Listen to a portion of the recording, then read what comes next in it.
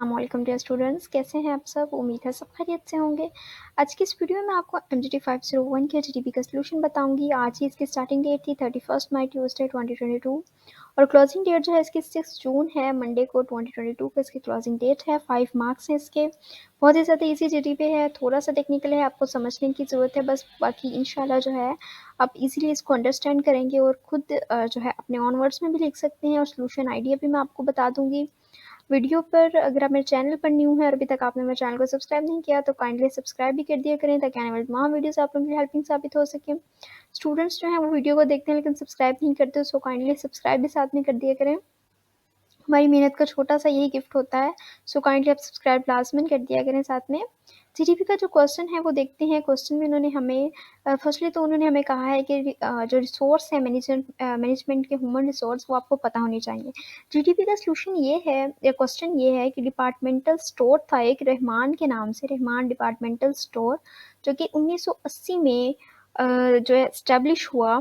और इसमें इसकी एक सबसे अच्छी बात ये थी कि बहुत ही अच्छी क्वालिटी कम कीमत में ये लोग दे रहे थे। यानी कि अगर आपको एक अच्छी क्वालिटी भी मिल रही है और उसकी रीज़नेबल प्राइस भी होती है तो ऑब्वियसली वो स्टोर जो है, वो डिपार्टमेंटल स्टोर हो, वो मेडिकल स्टोर हो, कोई भी स्टोर हो, वो बहुत अच्छा जो है वो उसकी फ्रेंचाइज बहुत अच्छी जो है रन हो जाती है।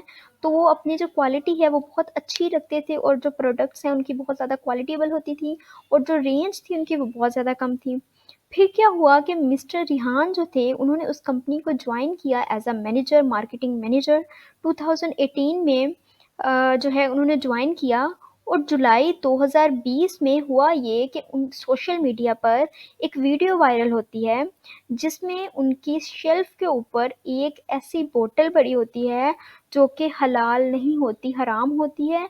वो वीडियो उनकी वायरल हो जाती है और पूरे इंटरनेट पर वो वीडियो वायरल होती है और हैशटैग यूज़ होता है बैन रहमान डिपार्टमेंटल स्टोर के नाम से। वो हैशटैग यूज़ किया जाता है और इंटरनेट पर वो जो वीडियो है वो बहुत जल्दी वायरल हो जाती है और जिसकी वजह से उस कंपनी को बहुत ज़्यादा क्राइसिस का सामना करना पड़ता है। आपको इतनी बात तो इजीली समझ आ गई होगी कि एक स्टोर होता है जिसमें बहुत अच्छा चल रहा होता है, जिसमें बहुत ही कम रीज़नेबल वैल्यू में बहुत अच्छी क्वालिटी की चीज़ें आपको देते हैं। लेकिन 2018 में मिस्टर रिहान ने जब उस कंपनी को ज्वाइन किया तो उनकी एक छोटी-सी लापरवाही की वजह से जुलाई 2020 में एक सोशल मीडिया पर वीडियो वायरल होती है कि उस शेल्फ पर एक ऐसी सॉस की बोतल रखी है जो कि हलाल नहीं है, हराम है। वो वीडियो जो है इंटरनेट पर इतनी वायरल हो जाती है कि hashtag Rahman ban Rahman departmental store जो है, उस हैशटैग को यूज़ करके वो इंटरनेट पर वीडियो इतनी वायरल हो जाती है जिसकी वजह से उस कंपनी को बहुत सारे क्राइसिस का सामना करना पड़ता है। एक छोटी-सी मैनेजर की जो है गलती की वजह से इतना बड़ा क्राइसिस होता है जिसकी वजह से जो कंपनी है तमाम ग्रोसरी स्टोर से अपनी प्रोडक्ट्स वापस अपने पास मँगवा लेती हैं। यानी जितनी भी एक कंट्री में जितनी भी उनके ग्रोसरी स्टोर्स हैं, जितनी भी वहाँ पर प्रोडक्ट्स हैं, उनके रेलेवेंट जितनी भी प्रोडक्ट्स हैं, वो वापस अपने पास मँगवा लेती हैं। और उसके बाद क्या होता है कि मिस्टर रिहान जो है उनको कहा जाता है कि अब सोशल मीडिया के सामने आकर अपनी गलती को, यानी अपनी जो आपने मिस्टेक की है उसको अपोलोजाइज़ करें, मानें कि हमसे ये गलती हुई है। हम जब तक नहीं देखेंगे कि ये इंग्रीडिएंट्स जो हैं हलाल हैं, तब तक हम अपने शेल्फ पर, यानी हम अपनी चीज़ों में उसको यूज़ नहीं करेंगे, अपनी शेल्फ पर वो नहीं रखेंगे। सो वो आकर इलेक्ट्रॉनिक मीडिया यानी सोशल मीडिया के सामने आकर अपनी गलती को मानते हैं, अपोलोजाइज़ करते हैं। सो उसके बाद उन्होंने हमसे क्या आंसर इसका जो है माँगा, उन्होंने हमें कहा है कि आपने अपने सॉल्यूशन में लिखना है, you are required to analyse the above scenario and identify the management role performed by mister Rihan Aziz, keeping the managerial roles in view, justify each role with at least one logical argument. आपने बताना है कि mister Rihan इसमें कौन ऐसा manager, कौन सा किरदार अदा करें जो कि इस कंपनी के क्राइसिस को ख़त्म होने के लिए फ़ायदेमंद साबित हो। सो हमने अपने सॉल्यूशन में जस्ट इसको लिखना है कि हम ऐसे कौन से अपने जो है वो किरदार ऐसा जो मिस्टर रिहान हैं वो अपने मैनेजर रोल्स यानी अपने मैनेजर होने के नाते कौन सा ऐसा किरदार अदा करें जिससे इनके जो कंपनी को क्राइसिस इतने पहुँचे हैं उससे फ़ायदा बचत हो सके, ठीक है? तो अपने सॉल्यूशन में उन्होंने उसके बाद ये कहा है वीयू वालों ने कि आप किसी की भी जो है जीडीपी को आप कॉपी नहीं कर सकते, किसी का भी जो जीडीपी है वो आप कॉपी करके नहीं लिख सकते, अपना ओन वर्ड्स में अपना लिखना है। इसके अलावा आप लोग इंटरनेट से भी नहीं ले सकते। ठीक है, तो मैं आपको इसका सॉल्यूशन भी बता देती हूँ, आइडिया सॉल्यूशन भी बता देती हूँ और कुछ पॉइंट्स हैं जो कि बहुत इंपॉर्टेंट हैं वो मैं आपको बता दूँगी। आप इजीली उन पॉइंट्स को आगे पीछे करके भी उस पे थोड़ा-सा एलैबोरेशन करके भी अपने ओन वर्ड्स में लिख सकते हैं। बहुत ज़्यादा ईज़ी जो है वो पॉइंट्स हैं और जो पॉइंट्स जो हैं वो मेरी समझ में आए हैं, जो कि मैंने आपको सॉल्यूशन में दिए हैं। आप इसको भी देख लें। सॉल्यूशन में जो है मैंने कुछ पॉइंट्स एलैबोरेट किए हैं वो ये हैं कि mister Rihan should telling the truth is a critical aspect of handling PR after a crisis. Mister Rihan को फर्स्टली तो चाहिए कि जो उस क्राइसिस के से पहले जो सिचुएशन उनके साथ उस क्रिटिकल सिचुएशन में हुई थी, सबसे पहले उन्हें चाहिए कि सब कुछ सच-सच हकीकत जो है सच बोलें, सच्चाई के साथ सब कुछ जो है अपनी ऑडियंस को बताएँ। सो फर्स्ट पॉइंट ये बहुत इंपॉर्टेंट पॉइंट है, आप ये जो है अपने वर्ड्स में भी लिख सकते हैं। सो ये मोस्ट इम्पॉर्टेंट पॉइंट है। सेकंड जो पॉइंट जो मेरी समझ में आया है, मैंने लिखा है, वो है managers mister Rihan needs to use word like crisis and urgency from the first moment they recognize the need of turnaround.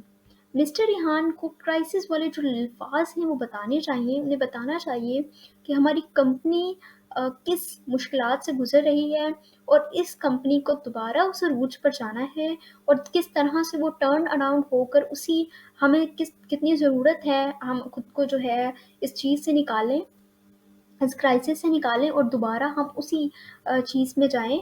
तो सबसे पहले तो उन्हें ये जो है करने चाहिए, ठीक है? थर्ड पॉइंट जो है वो मोस्ट इम्पोर्टेंट है और जो है ये एक मेन पॉइंट था। The most important managerial roles is when a crisis occurs, company officials should reach out in house counsel और आउटसाइडर्स फॉर एडवाइस।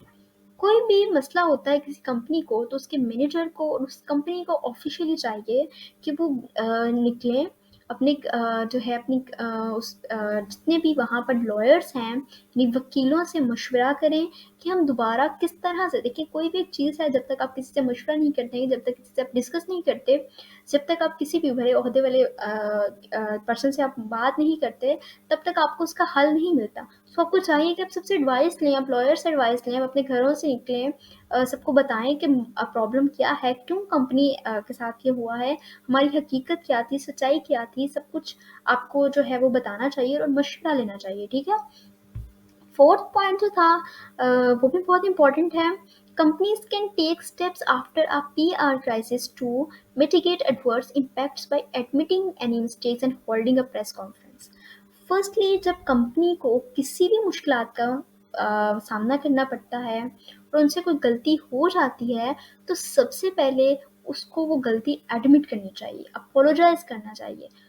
जब तक हम किसी भी मिस्टेक को अपोलोजाइज नहीं करते, जब तक उसको मानते नहीं हैं अपनी मिस्टेक को, तब तक कोई भी कंपनी, कोई भी पर्सन हमें दोबारा उस वैल्यू जगह पर नहीं लाता। जब तक हम खुद को अपनी गलती को नहीं मानते कि हाँ हमसे ये मिस्टेक हुई है, जब तक हम अपोलोजाइज नहीं करते, हम तब तक दोबारा अपने उसी टर्न अराउंड में नहीं आ सकते, दोबारा उसी जगह पर वापस अपनी जगह पर नहीं आ सकते जब तक हम अपनी गलती को, अपनी मिस्टेक को ही नहीं मानेंगे। और उन्हें चाहिए कि प्रेस कॉन्फ्रेंस करें।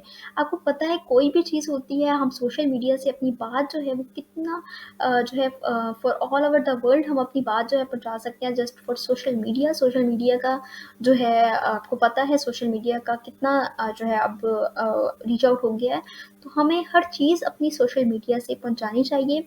अगर वो किसी क्राइसिस का कंपनी सामना कर रही है तो उन्हें चाहिए कि एक प्रेस कॉन्फ्रेंस रखें।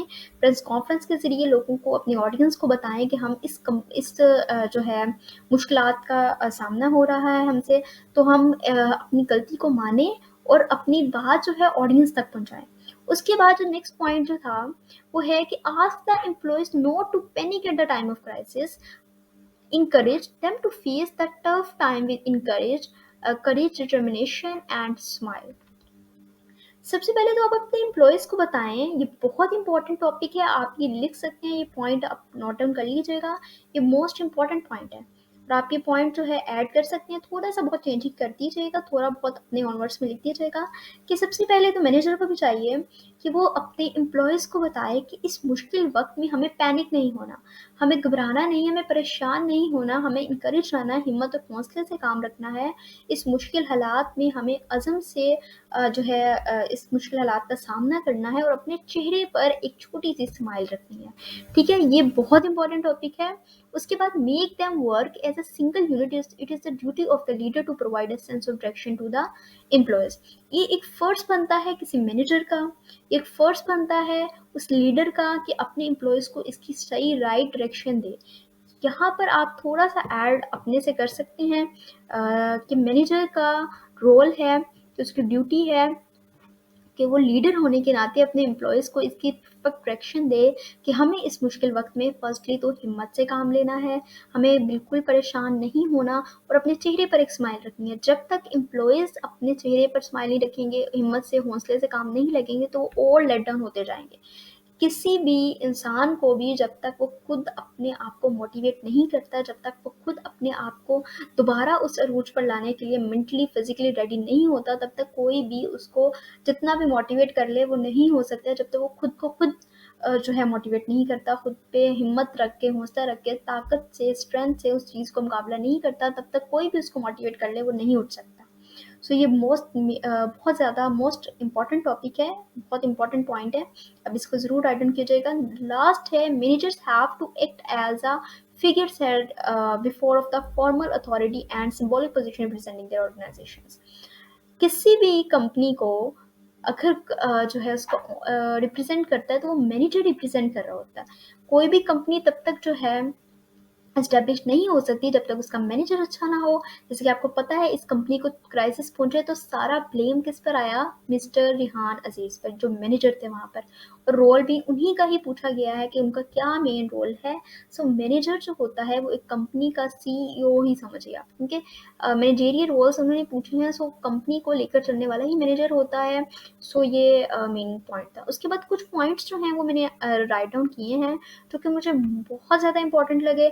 आप अगर अपने ऑनवर्ड्स में लिखना चाहते हैं इन पॉइंट्स को थोड़ा सा एलेबोरेट करके शुरू में ये लिख दीजिएगा कि the most important managerial roles of mister Rihan Aziz is, और उसके बाद ये थोड़ा सा लिख कर थोड़ा सा उसको लॉजिकली रीजन से जो है वो आप एलेबोरेशन कर सकती हैं। बहुत ज़्यादा ईजी पॉइंट्स आप जो है, और विदाउट नेट यूज़ किए मैंने जो है, क्योंकि उन्होंने इंटरनेट से मटीरियल लेने से मना किया है रिव्यू वालों ने। सो आप खुद से लिख सकते हैं। ठीक है, ये पॉइंट जो है मैंने अपने खुद से जो है वो देखे हैं, और थोड़ा बहुत जो आप आगे पीछे करके इन पॉइंट्स को लिख सकते हैं।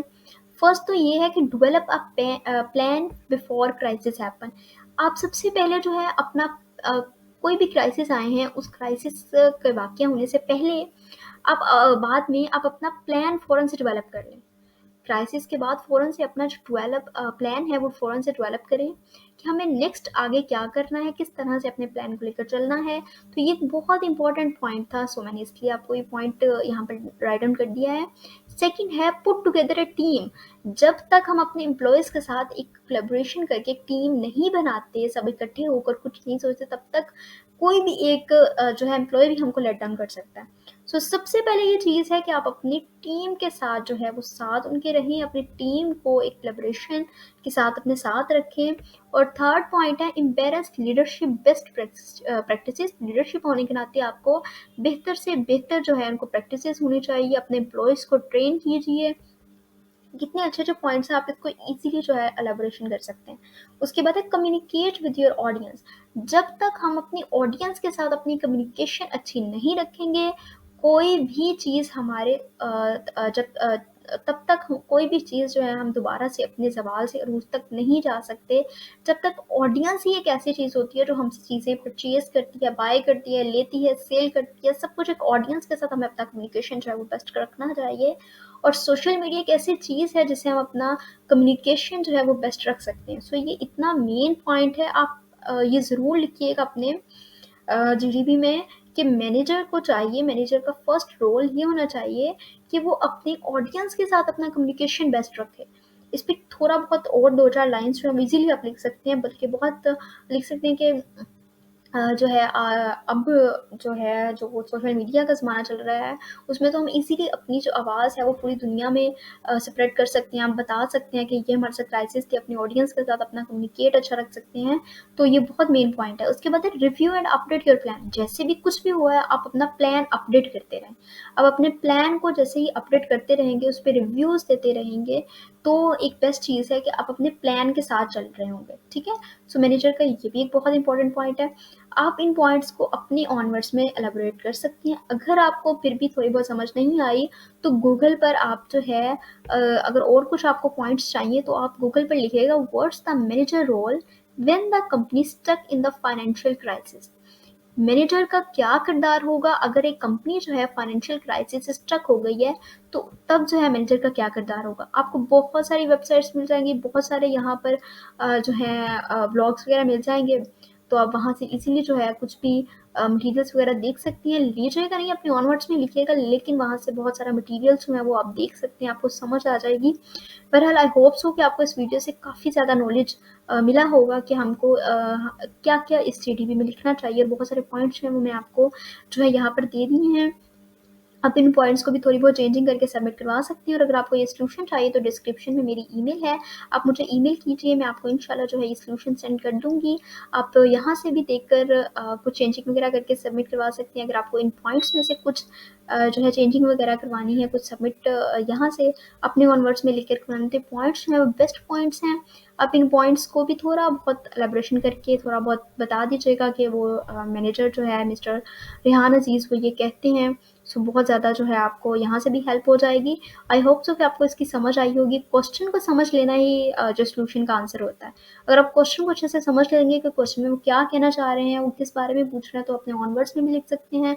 आपको इजीली पता भी चल जाएगा कि वो हमें इस जीडीपी में क्या कहना चाह रहे हैं, ठीक है? अल्लाह ताला आप सब लोगों को कामयाबी अता करे, और अगर आपको इसका जीडीपी चाहिए सॉल्यूशन, ये फ़ाइल चाहिए, तो आप डिस्क्रिप्शन में ईमेल है, आप मुझे ईमेल कीजिए, मैं इंशाल्लाह विदिन सेकंड्स जो है आपको ये सॉल्यूशन भी सेंड कर दूँगी।